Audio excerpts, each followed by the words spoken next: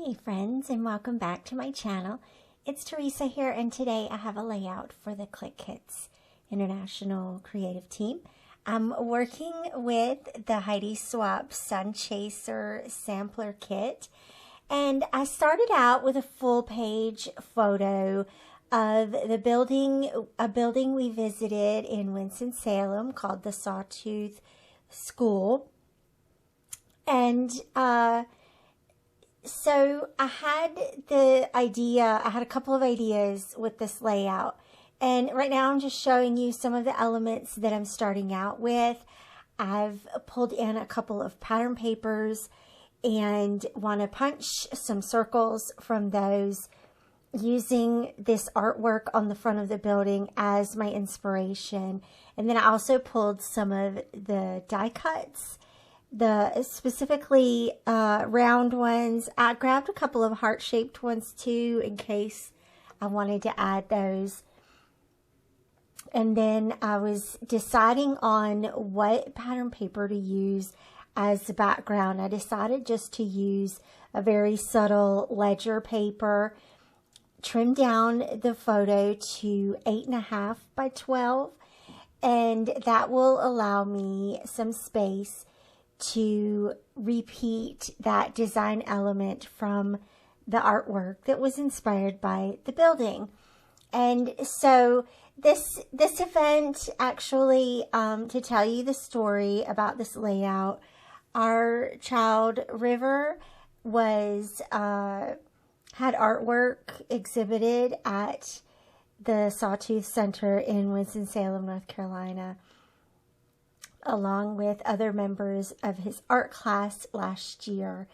And so one of the things that I love to do, especially when we have an event that is an experience, and that is to bring that experience to life on the page.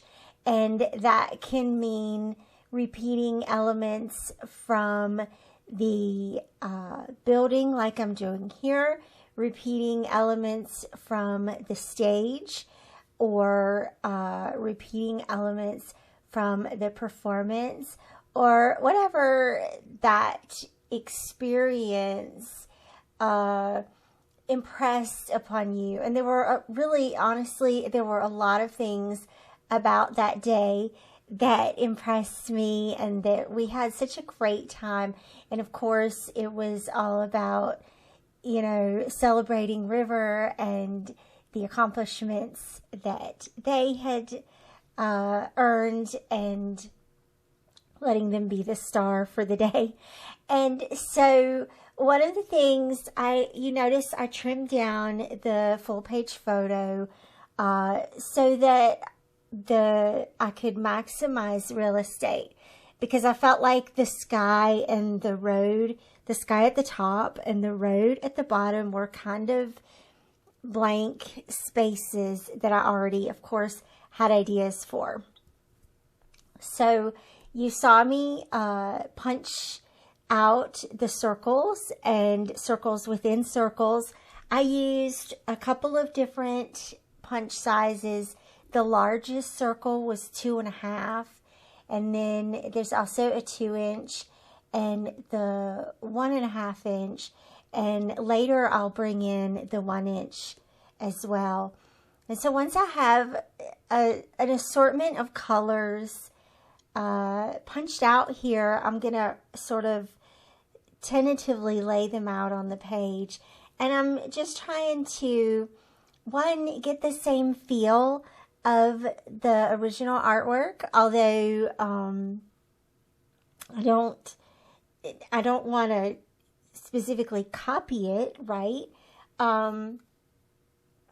Just to give you that feeling that you're there, and that feeling that you get to experience a part of this in real life.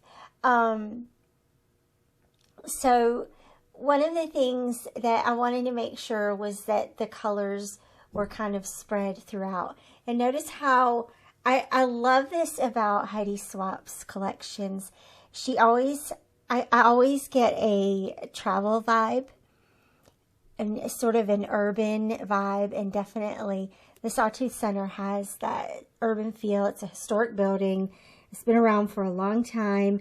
I could not find out for sure who did this piece, so I hate that I can't credit the original artist at this time. If I do find that out later on, I will add it down below.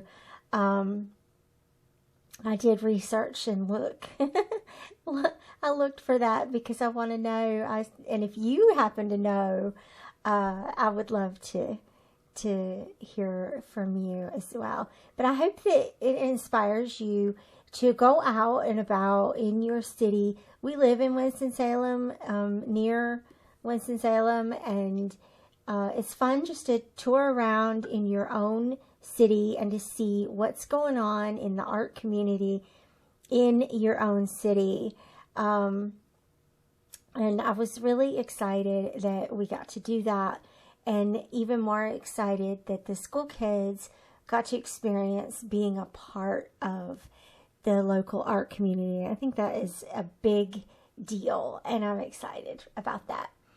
I created this layout, or created a layout about this event before already. And if you're wondering, can you scrapbook events more than once? The answer is absolutely yes. One of the reasons why I created this layout was to have documentation in my personal albums, and the layout I did before was for River's albums. So the placement of the smaller photo, I wanted to have the building photo be a large highlight of this layout, but then I also wanted a photo of myself and River together. And so I printed that one smaller and sort of overlapped it here at the bottom left-hand corner so that it's a part of the building. We're sort of, quote-unquote, inside the building, if you will, with his art and the two of us together. And then I put the little white circle journal that I punched out. I used that for my journaling and then tucked another couple of little half circles around it to help that stand out from the building photo, and also to tie it in with the rest of the layout and sort of repeat those circular elements there at the bottom of the page. The title here, I just used the puffy word splendid, and I'm going to stamp a little word sentiment underneath it. I'm just going through some of my roller stamps to see what I want to add there underneath it. And then I also have to stamp my date. This was back in March of last year, and so let's put that down. There we go. That turned out great. And then the little date, I already have that set up here. And that adds those little details. And let's see, what else? I wanted to add something on top of the photo. It's kind of interesting. I was worried about whether or not the smaller photo would take away from the building photo, but I actually think it's perfect. You can decide, even when you print a full page photo like that, you can decide what part of the photo you want to emphasize, and definitely the right hand side with the well lit part of that artwork and the repetition of it across the top, or my interpretation of it across the top, definitely help that be a strong part of the layout. But also the photo is an important feature as well. So I liked how this turned out. This is definitely a really fun page to make. I encourage you to grab your circle punches and do something like this. It would be a lot of fun to do an entire background with those circles and then have circle photos. You could carry this theme very far. So I hope that you will. Let me know if you are inspired by this page. I'd love to see what you create. And of course, join us in the Clique Kits Facebook group. I will have this posted there. And I just want to say thank you so much for watching. I'll see you back here again soon. Bye-bye.